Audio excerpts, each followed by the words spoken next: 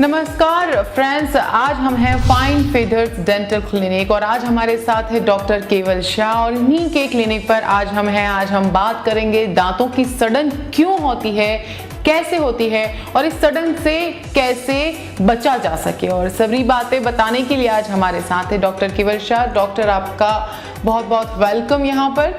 Doctor, सबसे पहले तो आप ये बताइए कि दांतों में जो सड़न होती है वो क्यों होती है?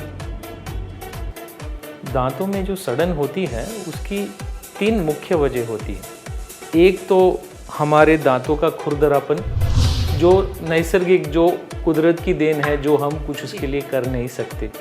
दूसरा जो है हमारी खुराक, किस प्रकार की खुराक हम लेते हैं, उसमें कितनी चीनी की मात्रा होती है, कितने कार्बोहाइड्रेट्स होते हैं, कितने ग्लूकोज होते हैं, उस पर निर्भर होता है कि सड़न के चांसेस ज़्यादा हैं या कम है। और तीसरी जो मुख्य चीज़ है वो है कीटाणु, जर्म्स।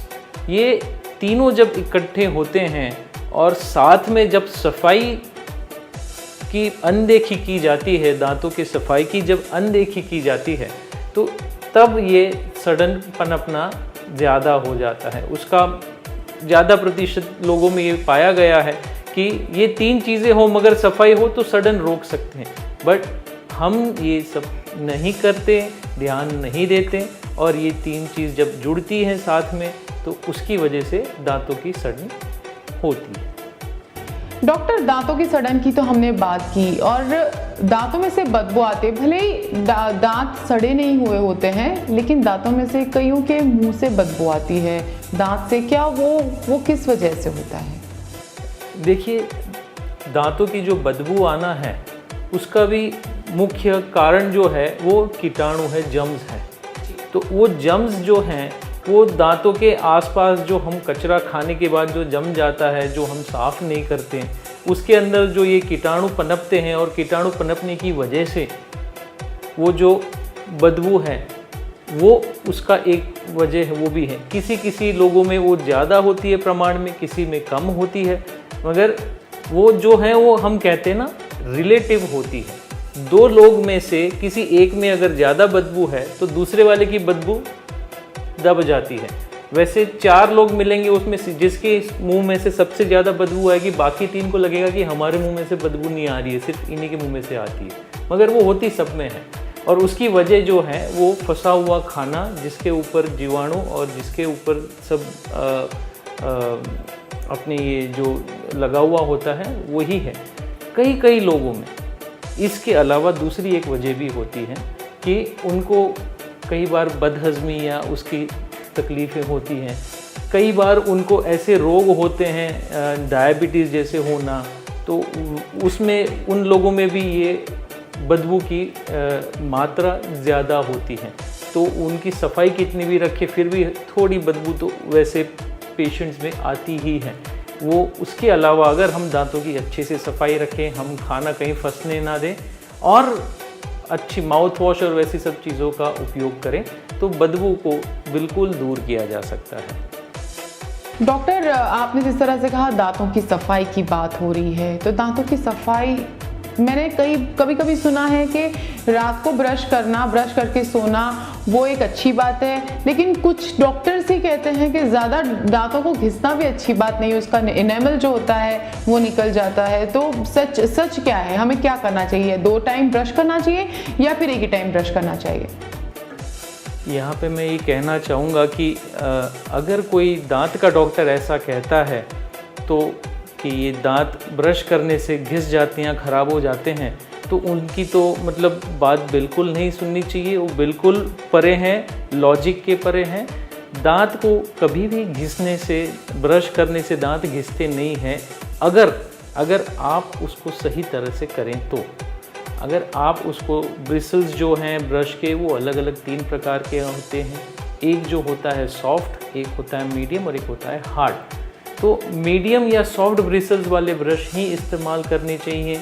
जो हम फोर्स लगाते हैं, जो हम ज़ोर लगाते हैं ब्रश करने के लिए, वो जो ज़ोर है वो कलाई से आना चाहिए, ना कि यहाँ से, क्योंकि वो फिर जब ज़ोर ज़्यादा लगता है तब ये सारे परिणाम जो हैं घिसने के और वो हो सकते हैं।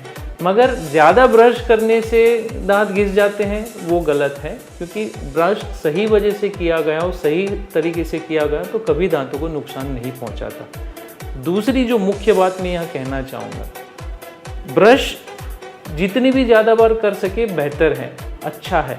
फिर भी हम 2 से ज़्यादा वक्त नहीं करते हैं, क्योंकि हम ब्रश साथ में लेके नहीं घूमते। तो मैं ये कहना चाहूँगा कि 2 बार ब्रश करने में भी जो रात को करने वाला ब्रश है, जो रात को करने वाली दांत की सफाई है, वो ज़्यादा ज़रूरी है, वो ज़्यादा मायने रखती है।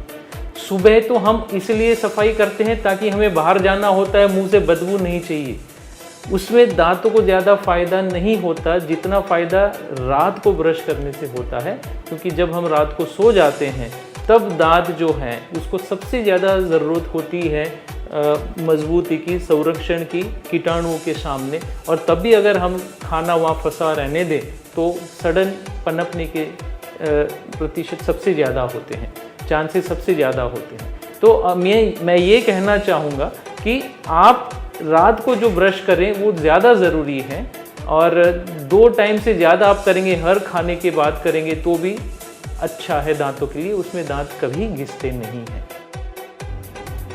दांतों की सफाई की बात हो रही है, ऐसा भी सुना है और ऐसी बातें हैं कि नमक से बहुत अच्छे से दांत साफ होते हैं, उससे बैक्टीरियाज मर जाते हैं, तो क्या ये सही है? बिल्कुल सही है। नमक बहुत ही असरकारक होता है बैक्टीरिया को दूर करने के लिए। बट इसमें एक चीज़ जो हमें ध्यान में रखनी है, परंतु ये बहुत ही ज़रूरी है कि हम वो नमक सीधा घिसे नहीं दांत के ऊपर, क्योंकि नमक जो होता है वो खुरदरा होता है, और दांतों के ऊपर खुरदरी चीज़ घिसने से दांत घिस सकते हैं।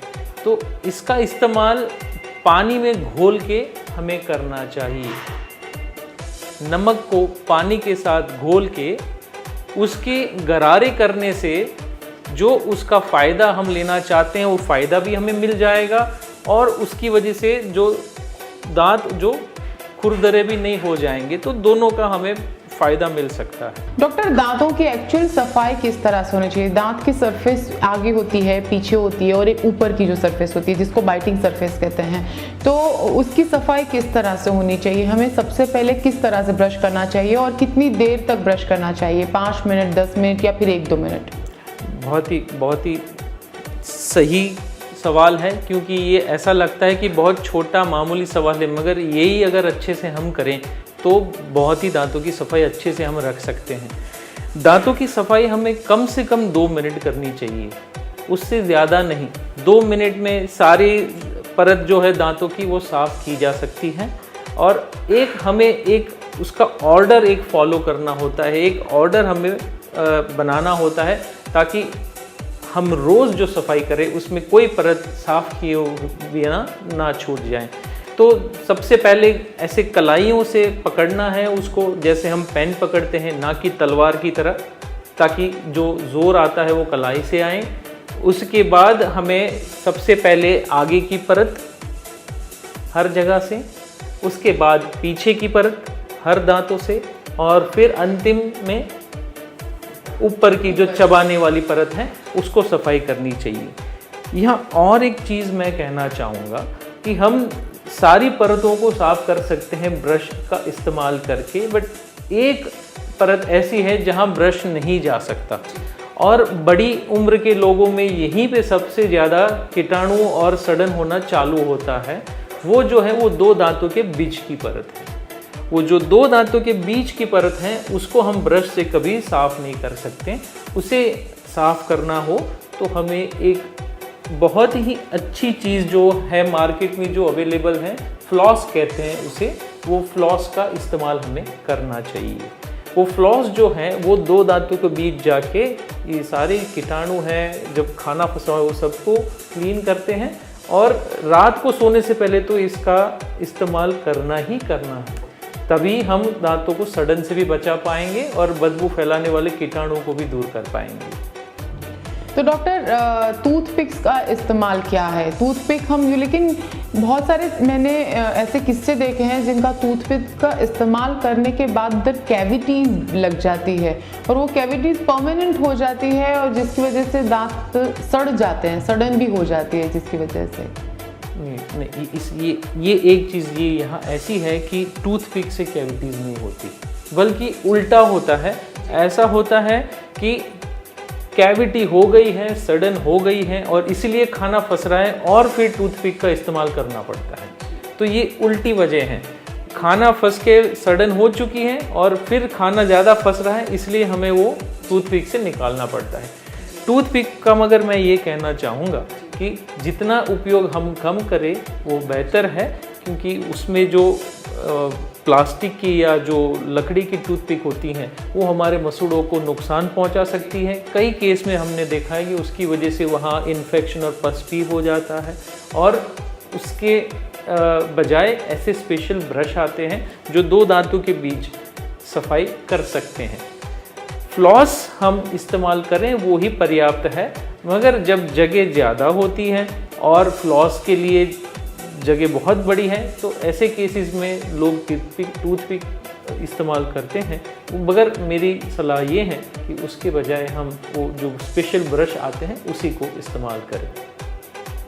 जी डॉक्टर, ऐसा कौन सा खाना, ऐसा कौन सा फूड है जो मील के बाद लिया जाए? एक वक्त से कहा जाता है ना कि एप्पल है वो दांतों को क्लीन करने वाला एक सबसे अच्छा फ्रूट माना जाता है, जिसको खाने के बाद एप्पल कुछ ये पर्पस से भी खाते हैं कि खाने के बाद दांत साफ हो जाए, मुंह साफ हो जाए। तो ऐसे और कौन से फ्रूट्स या कोई भी फूड है जिसको खाने के बाद हमें एक बाइट भी चबाना चाहिए जिससे दांत और मुंह की सफाई हो जाए? बिल्कुल बिल्कुल, आप एप्पल की तरह ही आप चीज़ हैं, चीज़ को आप खा सकते हैं। चीज़ भी एक उसके दूसरे भी न्यूट्रिशनल वैल्यू हैं, उसकी महत्व है खुराक में, और साथ में वो दांतों को साफ भी रखता है। कुछ खाना जो चिपका हुआ है दांतों पे उसको निकाल भी देता है। तो एक चीज़ का हम छोटा टुकड़ा इस्तेमाल कर सकते हैं। उसके अलावा ज़्यादा जो प्रचलित तरीका है जो बच्चों में और टीनेजर्स में ज़्यादा फैला हुआ है और ज़्यादा उनको पसंद भी है, वो च्युइंग गम्स हैं। च्युइंग गम्स अभी जो नई आई है, शुगर फ्री च्युइंग गम्स, आपने देखा होगा, कहते हैं शुगर फ्री च्युइंग गम्स। तो वैसी जो च्युइंग गम्स हैं वो बहुत ही अच्छे तरीके से दांतों के आसपास जो फंसा हुआ खाना होता है उसको साफ करते हैं। उसके बजाय और एक उनका बहुत बड़ा महत्व है कि वो जो एक एक्सरसाइज देते हैं अपने मसूड़ों को, एक हमारे मसल्स को, चबाने के मसल्स को, कि जिसकी वजह से उनकी भी सेहत बनी रहती है। तो मेरे हिसाब से आप एप्पल हैं, चीज़ हैं और फाइबरस फूड्स में, और साथ में ये च्युइंग गम, इसका इस्तेमाल कर सकते हैं। सो फ्रेंड्स, कई सारी मुश्किलों का हल, आपकी दांतों की जो भी तकलीफ़ें हैं और उनके कुछ सवालों के जवाब तो आपको ज़रूर डॉक्टर केवल ने दे ही दिए होंगे, क्योंकि मेरे भी कुछ सवाल थे, इसी तरह से आपके भी कुछ सवाल होंगे जो आप जानना चाहते होंगे कि भाई हमें हमारे दांत को स्वस्थ रखने के लिए क्या करना चाहिए। तो आज के हमारे एपिसोड में हमने बात की डॉक्टर केवल से। डॉक्टर केवल, बहुत बहुत शुक्रिया आपका and thank you so much. यहाँ पे मैं एक चीज़ कहना चाहूँगा अपने दर्शक मित्रों से, जैसे हमने कई सवालों के जवाब अभी दिए हैं, वैसे और भी सारे कई सवाल आपके मन में आ रहे होंगे जिसके बारे में आप कुछ जानना चाहोगे। तो मेरी वेबसाइट है www.finefeather.in। आप इस वेबसाइट पे जाएंगे, कम से कम 50 से 60 ऐसे सवाल जो हमारे दर्दियों के होते हैं उसके हमने जवाब लिखे हुए हैं। उसके अलावा आप अपना कुछ स्पेसिफिक सवाल पूछना चाहें तो बिना हिचकिचाहट उस पर आप लिख सकते हैं और आपको 24 घंटों के अंदर उसका जवाब मिल जाएगा।